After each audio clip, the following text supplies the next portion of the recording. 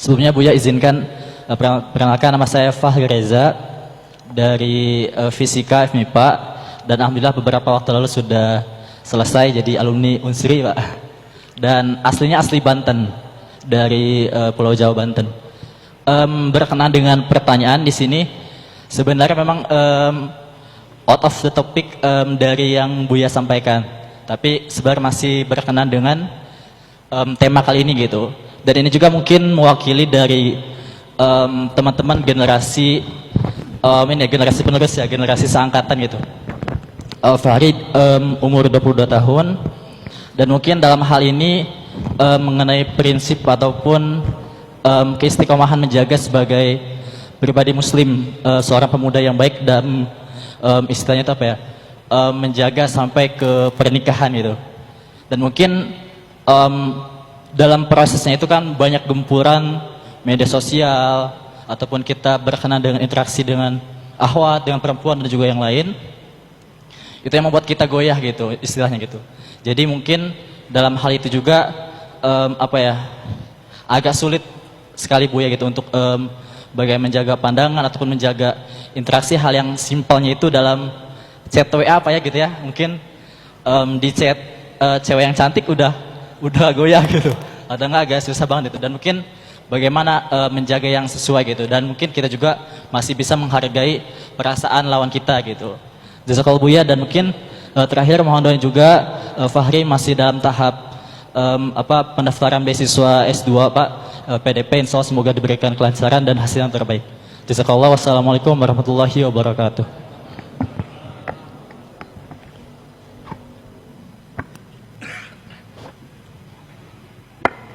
Baik, apa yang Buya sampaikan, ngatur hati, kedekatanmu dengan Allah itu nanti yang akan menentukan langkahmu.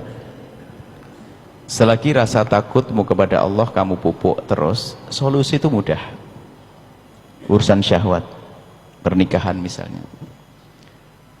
Ada orang nikah lambat, makanya termasuk kunci yang luar biasa di hari ini adalah mempercepat pernikahan, mempermudah urusan pernikahan. Dan kendala nikah lambat itu ternyata bukan dari permasalahan pernikahan itu sendiri, bukan. Karena apa? Dia lebih sering menikmati sesuatu yang belum halal, sehingga menunda dia untuk melangkah kepada yang halal. Kalau kita sudah pandai menutup pintu haram, trek, pasti pintu halal akan segera kebuka. Itu otomatis. Karena kita sudah tidak melirik kepada pintu haram, maka pintu halal akan kebuka. Nikah, orang ragu-ragu nikah, banyak pertimbangan, tapi melakukan yang haram kadang tidak pakai pertimbangan. Kan banyak, naudzubillah, ada, semoga Allah menjaganya, mengampuni. Ada tiba-tiba hamil, luar nikah dan sebagainya. Pertimbangan apa itu? Ayo. Sementara nikah, dia ragu maju ke sana. Karena apa? Dia sudah biasa dengan yang haram, sehingga pintu halal semakin jauh. Semakin kita takut kepada Allah, semakin mudah pintu halal dibuka. Sehingga untuk menikah itu, nah ini pintu ini kita termasuk untuk anak-anak muda. Jadi jadikan, kalau bisa ini harus dirubah. Zaman Habibana waktu sekolah sangat beda dengan hari ini. Belum ada telepon, aja belum ada televisi, hanya TVRI ya. TVRI itu paling film acara yang paling serem itu pun nggak menonton kita, film akhir pekan. Itu yang punya televisi hanya Pak Lurah. Itu pun hitam putih. Kalau pengen warna dikasih itu. Itu nggak ada godaan zaman itu. Sangat berbeda dengan hari ini, wahai anak-anakku semuanya. Maka pernikahan, kalau memang sudah diri punya hajat besar untuk menikah, pintu halal harus dibuka. Cuman cara memintu pintu halal ini harus pandai. Misalnya tentunya adalah dengan cara bukan malah jatuh cinta itu menjerumuskan. Sebab kalau sudah terlanjur jatuh cinta itu, dia itu harus bersama dengan orang yang sebetulnya akalnya nggak bisa nerima. Ini harus nanti ada kursus, biasanya kursus cinta. Kita biasanya kalau di sana di Uswaga, di kampus-kampus sana kita buat kursus cinta. Jadi begini sederhananya kalau masalah urusan hati itu. Jika ada yang mengetuk hatimu, jangan izinkan hatimu untuk membukanya, biarkan akalmu yang membukanya. Jadi berpikir. Tapi kalau sudah hatimu langsung menyambutnya, sudah nggak mikir, otaknya hilang. Sehingga suatu ketika ada seorang anak gadis tanya, kenapa sih nak kok kamu mau dengan dia? Nggak tahu mah, pokoknya aku cinta. Ini kan cinta buta, gula Jawa rasa coklat. Nggak, jadi akalmu berpikir, bukan sekedar nuruti aku lagi senang, aku ini bahaya sekali. Makanya yang terjerumus itu dengan begitu. Tapi di saat dirimu dalam akal sehat, syahwatmu tinggi, syahwatku tidak bisa tahan, tapi akal masih sehat, aku milih. Sehingga di saat melamar si A nggak diterima, nggak pusing, pindah ke B, B nggak diterima, C, sampai dapat. Tapi lihat, dunia itu menjadi seperti seluas daun kelor. Nggak diterima sudah kiamat, mati, stres. Mesti minum es degan, minum obat. Ini. Jadi anakku semuanya, pintu halal kamu buka.